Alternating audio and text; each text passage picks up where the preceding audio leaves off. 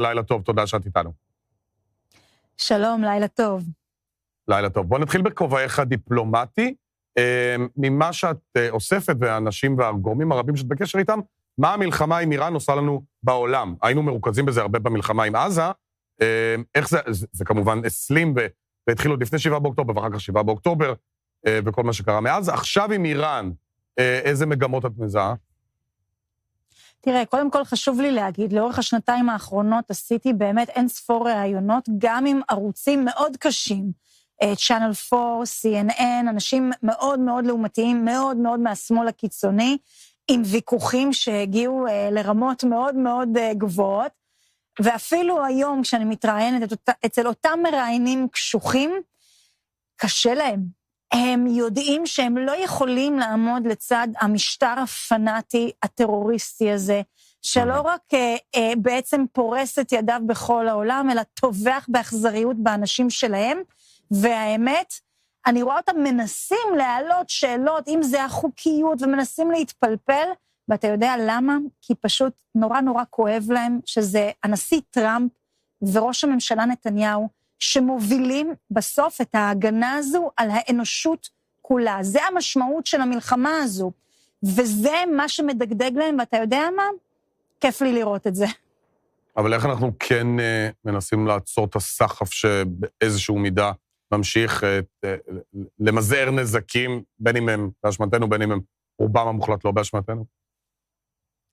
תראה, אני חושבת, בסופו של דבר, רוב הראיונות ורוב התקשורת מבינה את הצורך הזה בהפלה בעצם של אותו משטר. אתה רואה גם מנהיגים מכל העולם, גם המתנגדים הגדולים והקיצוניים נגדנו, מבינים שהדבר הזה נחוץ, אתה מבין? אז יש הרבה שאלות עכשיו על נושא של הדלקים, וכל מה שקורה מבחינת החוקיות שמנסים לאתגר את זה, שזה לא נכון. אני חושבת שהנושא של הנפט הוא באמת הנושא המרכזי, אני חושבת שנשיא טראמפ באמת נותן על זה תשובות טובות, צריך לזכור. האיראנים מחפשים כל מנוף לחץ אפשרי, כדי לעצור את המתקפה הזו עליהם. והם מבינים שהנשק הכי טוב שלהם זה לחץ, בדיוק בדבר הזה, בנפט העולמי. וצריך לומר, המדינות לא עזה להם הדלק.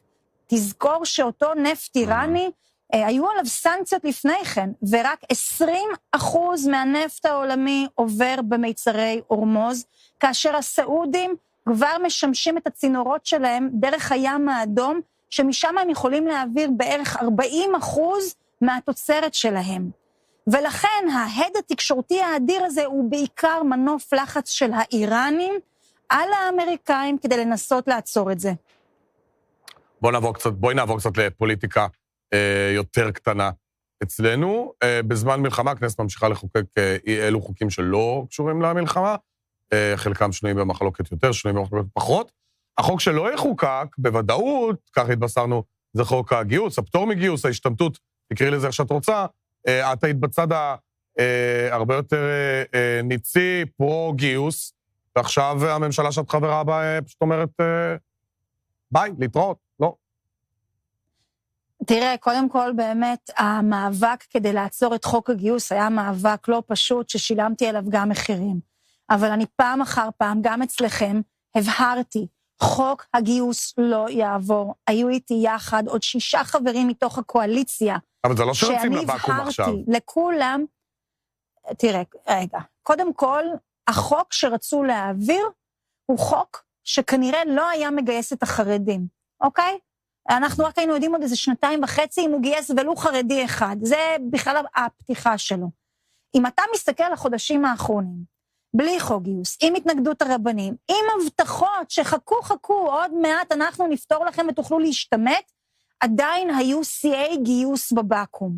אני מאמינה שבלי החוק הזה עכשיו, ובלי יכולת של הרבנים להבטיח מזור או פטור לאותם תלמידי ישיבות, אתה תראה עלייה נוספת בגיוס החרדים, כי בסוף זאת אומרת, עדיף ככה, המצב הקיים עדיף, בלי חוק, אבל רק צריך לדאוג. המצב הנוכחי הוא שוויוני, כאשר כולם צריכים להתגייס, הם לא יתגייסו, הם יעצרו, הם לא יוכלו לטוס, הם לא יקבלו הטבות, לא יהיו אזרחים סוג א' ואזרחים סוג ב', ואני חושבת שזה מצב יותר טוב מאשר להעביר חוק של פטור מגיוס, זה היה קשה, ווואלה, צריך לתת את הקרדיט לח"כים בקואליציה, כי אילולא אנחנו עמדנו על הרגליים האחוריות, והיינו מבהירים שמתוך הקואליציה זה לא יעבור, החוק כנראה היה עובר.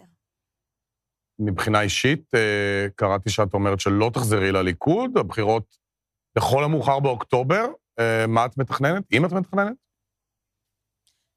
קודם כל אני אתמודד בבחירות הבאות, אני אהיה בכנסת הבאה, אני יכולה להבטיח לך דבר אחד, אני אהיה במפלגה ימנית, ציונית, שעובדת ותשמור על הגב של אותו ציבור משרת, זה שעובד. אני לצערי הרגשתי שבתקופה הזו אני לא יכולה לחזור לליכוד. כולם מנסים לנחש, וזה מורכב, וזה קשה, ואני אעדכן אולי קצת יותר קרוב לבחירות. אני חושבת שעכשיו, בטח בזמן מלחמה, כל המאמצים שלי, ואני מרכזת באמת את כל האנרגיה שלי, בזירה הבינלאומית, ברעיונות התקשורת הזרה, בתדרוכים ובלוודא שאנחנו עושים את המהלכים הנכונים כדי לנצח. סגנית שרת החוץ שרן השכל, תודה רבה שהיית איתנו הלילה, לילה טוב. לילה טוב, תודה רבה. יוצאים להפסקת פרסומות קצרה,